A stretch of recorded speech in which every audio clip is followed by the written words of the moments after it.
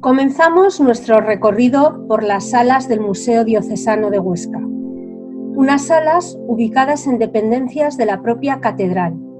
En el lado norte del edificio gótico se construyeron a lo largo de los siglos y desde la Edad Media una serie de estancias e infraestructuras que sirvieron para la vida en común del cabildo medieval de la Catedral de Huesca y también de los obispos y la curia diocesana. Dependencias que dejaron de estar en activo y de tener uso hace ya décadas y que desde el año 1997 se fueron rehabilitando y reestructurando como salas de exposición de la colección del Museo Diocesano, una colección de obras de arte desde el siglo XI hasta el siglo XIX que va a estar situada en las diferentes salas en función de su datación y cronología. Comenzamos nuestro recorrido por la llamada Parroquieta de la Catedral, un edificio construido junto a la propia catedral para albergar los servicios parroquiales de la misma de diario. Esta parroquieta dejó de tener uso litúrgico en los años 70 del siglo XX, transformándose ya en ese momento en un primer conato de museo diocesano. En esta parroquieta, que vemos situada en la imagen al norte de la propia catedral, vemos en antiguas imágenes cómo era un lugar habitual de culto, con altar, con retablo, comulgatorios, etc. Esta parroquieta dejó, como digo, de tener uso en los años 70, transformándose ya en un conato de primer museo. En el año 2000 se reestructuró, tal y como la vemos en la actualidad, para convertirse en la sala de renacimiento y barroco de las obras del Museo Diocesano, es decir, todas aquellas piezas del siglo XVI, XVII y XVIII. Al fondo de la propia parroquieta vemos que ya destaca una pieza singular que es también una de las más importantes de la colección, a la que luego nos acercaremos para verla con mayor detalle. También una interesante colección de pintura del XVI, pero sobre todo de pintura barroca de principios del siglo XVII. Nos acercamos hacia el presbiterio de lo que fue la antigua parroquieta y vemos también obras de escultura, mobiliario, carpintería, que forman una interesante colección de arte especialmente barroco. Nos acercamos pues hasta este retablo singular que preside la sala y que presidió también en origen esa antigua iglesia, el conocido como retablo de Monte Aragón, un retablo tallado en alabastro que estuvo originalmente policromado. Fue realizado entre los años 1506 y 1511 por el escultor aragonés Gil de Morlanes el Viejo. Un retablo que procedía en origen desde el antiguo castillo y abadía de Monte Aragón, uno de los centros religiosos, pero también políticos y económicos más importantes y poderosos del reino. De la iglesia de ese castillo de Monte Aragón procede esta extraordinaria pieza,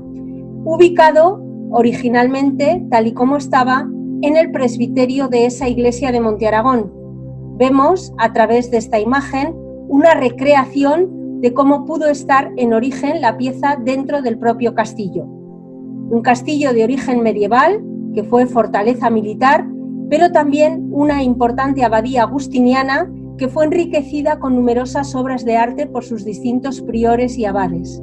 Renovada la iglesia en el siglo XVIII, mantuvo, sin embargo, el retablo en su interior hasta que el castillo, abadía, fue desamortizado, cerrado, exclaustrado y finalmente vendido a particulares. En ese momento, finales del siglo XIX, momento en que también se estaba construyendo la parroquieta de la catedral, el obispo de Huesca solicita el traslado de este retablo a la parroquieta y así lo encontramos en antiguas fotografías como mobiliario litúrgico de esa antigua parroquia junto a la propia catedral. Restaurado en el año 2000, es ahora una de las piezas más singulares e importantes de nuestra colección. Un retablo que está realizado, como hemos dicho, a principios del siglo XVI, Un momento muy interesante para el arte aragonés, pues se mezclan las tendencias del primer renacimiento aragonés, de estética y plástica italiana, con las tendencias flamencas y todavía tardogóticas. Gil de Morlanes supo mantener en este retablo la traza y el diseño de retablos típicamente aragoneses, con un banco de gran altura sobre el que monta un cuerpo dividido en 3 calles con 3 magníficas escenas envueltas en una pulsera de madera dorada. Vamos a ver la parte superior de este retablo más de cerca para describir las escenas centrales. En el centro, la superior de ellas, de mayor tamaño, la escena del juicio final, y a los lados, la transfiguración de Cristo y la ascensión. Las escenas y los personajes están realizados según esta nueva estética, este nuevo concepto plástico que llamamos Renacimiento y que en su tiempo se conocía como el estilo romano o italiano. Mientras que vemos como cada una de estas escenas se remata con doseletes, con tabernáculos que se llamaban en los contratos de capitulación de estética todavía flamenca y goticista. La escena central es especialmente llamativa, mostrando esta escena apocalíptica que describe perfectamente a través de la iconografía. Pequeños ángeles trompeteros anunciando el fin del mundo, aparece Cristo como juez sobre la bola sentado, la bola del mundo, asesorado, en este caso, a los lados por los santos apóstoles. A los pies del propio Cristo, la Virgen y San Juan Bautista como intercesores de los hombres. Y en la parte baja de la misma escena, dividida por esta frágil línea que imita un cielo nuboso, en el centro, la figura de San Miguel Arcángel, luchando con los demonios que tratan de atrapar las almas de los hombres y mujeres que desnudos salen de sus sepulcros envueltos en sudarios. Algunos de ellos ya irremediablemente tragados por las fauces de Leviatán y conducidos, por lo tanto, al infierno, mientras aquellos que han sido justos y han superado los pecados son conducidos por un ángel a las puertas del paraíso. Una escena muy singular y muy simbólica y significativa para el lugar donde estaba hecha. La iglesia de la abadía más poderosa del reino en este momento. Una escena de concepción todavía muy medieval, pero que mantiene todavía las formas y la estética a lo largo del siglo XVI. Vamos a fijarnos también en alguna de las escenas de la parte baja de este retablo, de este enorme banco que monta sobre, o que el cuerpo monta sobre él mismo. En este banco destaca especialmente la escena del extremo inferior izquierda, donde vemos una magnífica epifanía, una adoración de los Reyes Magos. Una escena que en este caso sí está concebida ya plenamente con ese estilo italiano, con personajes que están tallados creando una sensación de profundidad, de espacio entre ellos, donde la belleza idealizada del rostro de María, las posiciones más armoniosas, las propias arquitecturas que se tallan de fondo con ese estilo ya plenamente clasicista, nos están hablando de que este escultor, Gil de Morlanes el Viejo, originario de Daroca y que había trabajado especialmente en el retablo mayor del Aseo de Zaragoza, conoce muy bien el estilo y las modas italianas. Un momento muy temprano para ver escenas representadas en Aragón de esta manera. En cambio, vemos como algunas de estas formas se están mezclando, como en el caso de la escena central de este mismo retablo, con otras que todavía tienen esa inspiración más tardogótica, más borgoñona, más aflamencada, cuerpos de canon muy alargado, plegados angulosos, que nos recuerdan todavía esas fuentes de las que bebe este mismo escultor, de los grandes maestros flamencos de los que había aprendido. Nos alejamos del retablo de Monte Aragón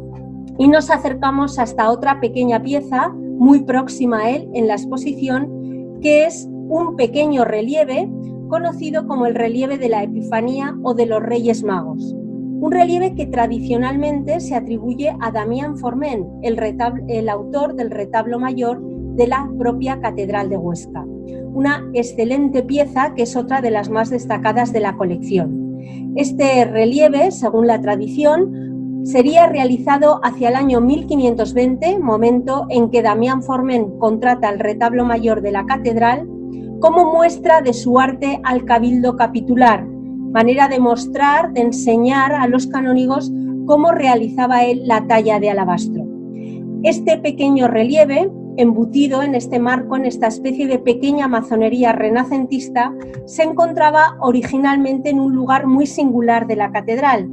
en la llamada Capilla del Óculo o Capilla del Sacramento, unas capillas, por otro lado, muy habituales y muy típicas de los retablos aragoneses desde el siglo XV, capillas que se diseñan detrás de estos grandes retablos de alabastro como lugar para contener las formas consagradas, la Eucaristía. Vemos aquí una vista de esta misma capilla por la parte interior del óculo y vemos como justo enfrente de ese óculo hay un pequeño altar con un retablo y un sagrario, y es precisamente allí donde el canónigo que donó esta pieza dejó dicho en su testamento que quería que estuviera.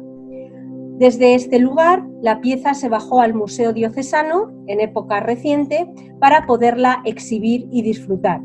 Aquí la vemos más de cerca, esta magnífica escena de la Epifanía, donde comprobamos las similitudes, los paralelismos que tiene con la que acabamos de ver de Gil de Morlanes. Sin embargo, esta de Damián Forment quizás está tallada con mayor delicadeza, con un gusto por el detalle, con esas escenas que transmiten ternura entre la madre y el hijo, y donde el gesto, también las expresiones faciales de los reyes y toda la parte ornamental de los mantos la hace mucho más delicada, más preciosista que la tallada unos 10 o 15 años antes por el maestro Morlanes. De nuevo vamos a acercarnos a otra pieza muy próxima a esta que acabamos de ver y que también es una de las más singulares de la colección, el magnífico retablo o altar monumental de plata procedente de la Catedral de Huesca. Un altar integrado por diferentes piezas que se montaba prácticamente igual que un puzzle en determinadas festividades y ocasiones solemnes delante del retablo mayor de la catedral. Fue una pieza hecha en diferentes momentos, siendo las partes más antiguas de mitad del siglo XVII, mientras que la mayor parte de la pieza se completó ya en el XVIII, en 1780, con esa estética ya tardobarroca que podemos definir como rococó. El autor de este retablo de plata, del repujado, del cincelado, del sobredorado de esta pieza, fueron distintos plateros de origen aragonés y oscense, donde hay una larga tradición de platería desde la Edad Media. Especialmente los Estrada, la familia de los Estrada, una saga de plateros que fue el artífice de la mayor parte de las piezas de este magnífico conjunto.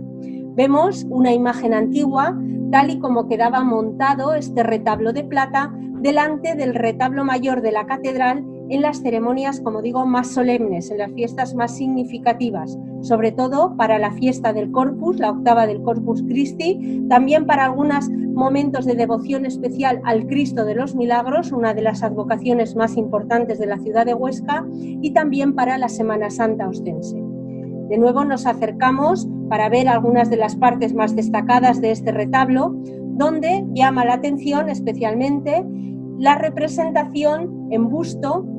de plata y con las caras policromadas, con estas carnaciones tan naturales, de los santos de mayor devoción en la ciudad de Huesca. En la parte superior vemos a los santos patronos de la ciudad, dos santos mártires y diáconos que vivieron y murieron en el siglo III,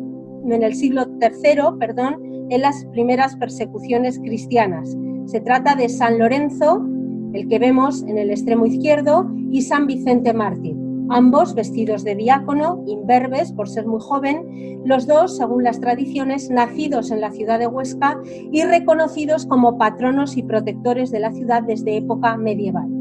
Vemos también el magnífico doselete trasero de todo el conjunto con la imagen del resucitado en esta orla que lo envuelve lleno de nubes y con los rayos desiguales que de alguna manera lo resaltan, y también labrado en la propia plata, repujada las tres virtudes que son la fe, la caridad y la esperanza. Vemos también otros santos singulares representados en este conjunto. En el centro, en la grada central, dos santos muy singulares para la ciudad de Huesca, padres según la tradición de San Lorenzo, el santo patrono y mártir de la ciudad.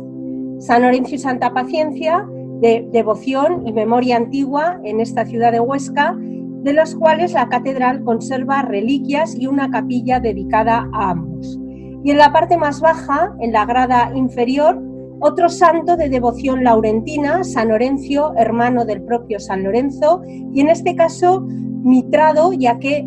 según la tradición fue obispo de la diócesis francesa de Och, cercana a la ciudad actual de Tarbes, y también San Martín, obispo de Tours, dos santos de cierta tradición francesa, pero que a través del Camino de Santiago y del Pirineo entran estas devociones y estas advocaciones también a la zona del Alto Aragón. Vemos como las mitras de estos dos santos tienen una decoración, un repujado, un diseño más antiguo, serían todavía del siglo XVII, mientras que los cuerpos fueron renovados en el siglo XIX, mostrando pues una estética más moderna. Estos conjuntos de plata no podemos olvidar que se montaban y se desmontaban varias veces al año y eso implicaba desgastes, problemas en su conservación, por lo que en muchas ocasiones plateros, orfebres de la propia ciudad, tenían que renovar, tenían que corregir esos pequeños fallos, incluso cambiando completamente partes de esta pieza. Nos alejamos de este retablo y nos vamos a situar ahora al frente del propio retablo que acabamos de ver para describir otra de las piezas más singulares de la colección, colocada en la parte alta de esta sala. Esta sala, que hemos dicho que primitivamente fue una iglesia, tuvo también un coro situado sobre la nave central. En ese mismo antiguo coro de la parroquieta se restauró y se reubicó parte de la antigua sillería del coro de la Catedral de Huesca, que vamos a ver más de cerca, una sillería de madera de roble de excelente calidad, tallada en el siglo XVI, de estilo pues ya plenamente renacentista, por escultores de origen navarro, Nicolás de Berazegui, que era un poco el padre de toda esta escuela, Juan de Berroeta y Juan de Alí. Estos escultores hicieron también otras obras importantes para la ciudad de Huesca, como el retablo mayor de la iglesia de San Pedro el Viejo o este magnífico armario archivo para guardar legajos y documentos en el ayuntamiento de la ciudad. Vamos a ver cómo era este coro en origen en esta antigua fotografía, donde vemos los sitiales, en este caso situados en el centro de la Catedral de Huesca, en la nave central de la propia catedral, enfrente justo de ese retablo mayor de Damián Forment, y vemos cómo el coro, además de los sitiales que conservamos restaurados en el museo, se completaba con otra serie de piezas como el facistol, como esculturas también doradas, imitando alabastros, que coronaban las rejerías que protegían esta sillería. Junto a todo ello, por supuesto, se encontraba el órgano monumental. Al entrar a la Catedral de Huesca, los fieles no podían tener acceso visual al altar ni al propio retablo de alabastro. Lo que encontraban, en cambio, era este otro conjunto, que era lo que cerraba el coro por el lado este, es decir, por la entrada directa a la catedral. Un conjunto que se diseñó ya en el siglo XVIII o se renovó en el siglo XVIII con esta estética neoclásica y del cual también conservamos muchas piezas y muchas de las esculturas en el propio museo. Concretamente les vamos a mostrar las dos que hay situadas en los extremos de este trasaltar, de este trascoro, de este frontis, y que de nuevo vemos en ellas a los santos patronos de la ciudad de Huesca, San Lorenzo y San Vicente Mártir, con vestiduras diaconales y con sus respectivos instrumentos de martirio. Son en este caso esculturas del siglo XVIII, obra de Pascual de Ipas, un escultor aragonés que se movía dentro de estas corrientes pues, más neoclásicas, más vinculadas al estilo tardo-barroco. Nos acercamos de nuevo a estos sitiales del coro de la Catedral de Huesca, los que tenemos en la actualidad expuestos en la sala de la parroquieta, en este coro alto de la parroquieta, sitiales de madera de roble, en dos alturas divididos. Se recuperaron 55 de ellos, que son los que en la actualidad están restaurados y expuestos en este lugar y colocados en la doble altura que ya guardaban originalmente. La parte superior de estos sitiales, de estos sillones, destinada a los canónigos y a los cargos y dignidades del cabildo, mientras que la parte inferior estaba destinada a racioneros y beneficiados del propio cabildo. Como vemos, en la parte superior de todas las sillas altas hay un gran respaldo donde se representan a diferentes santos, santas y mártires de la Iglesia, especialmente aquellos relacionados con las devociones y las tradiciones locales. Así vemos, por ejemplo, entre otros, por supuesto, de nuevo a San Lorenzo con su traje diaconal y su gran parrilla y palma de martirio en la mano.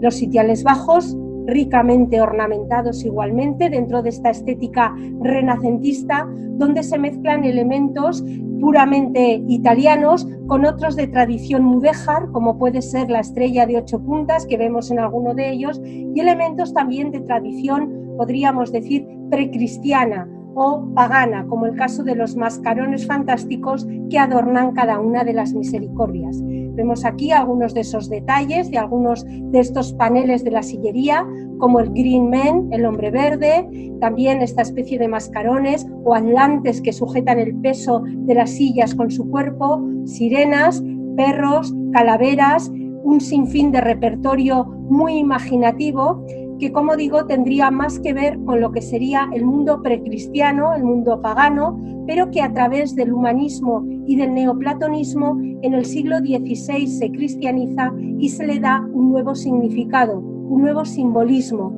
que normalmente tiene que ver y se puede leer como una necesidad de transformación, como una necesidad de elevación, de transmutación de lo propiamente material hacia esferas más celestiales y más espirituales. Describió y analizó perfectamente esta sillería la doctora Isabel Romanos en esta obra, junto con otras sillerías corales de Aragón del mismo periodo. Y para terminar, nos detenemos brevemente en algunas de las pinturas barrocas del siglo XVII que conservamos en esta sala, especialmente aquellas que se debieron pintar a principios de ese siglo por algún seguidor, algún copista del gran pintor italiano Miguel Ángel Caravaggio, uno de los artífices de lo que hoy conocemos como pintura claroscurista o tenebrista. Estos 4 magníficos lienzos proceden de la Catedral de Huesca y están restaurados y expuestos en nuestra sala, donde se puede apreciar la calidad táctil, los rostros y los detalles de esta pintura que tan magistralmente dominaba el autor de estas tipo de técnicas. También otro cuadro muy singular dentro de la colección es esta copia fidedigna de la Cena de Maús del propio Caravaggio, seguramente un copista muy cercano, alguien de su taller o un seguidor muy directo del gran maestro italiano, debió copiar esta obra que en un momento que desconocemos se trasladó a Huesca, quizás comprada por algún mecenas, por algún importante promotor o incluso por la propia catedral. Esta obra se conservaba hasta hace pocos años en la Ermita de las Mártires de Huesca, desde donde fue restaurada y trasladada a las salas del museo y donde en la actualidad se puede disfrutar. Abandonamos ya la parroquieta a través de esta salida, de esta pequeña puerta que hay en uno de los laterales del crucero de esta antigua iglesia, para dirigirnos desde aquí al claustro, a lo que conocemos como claustro de la catedral. En realidad,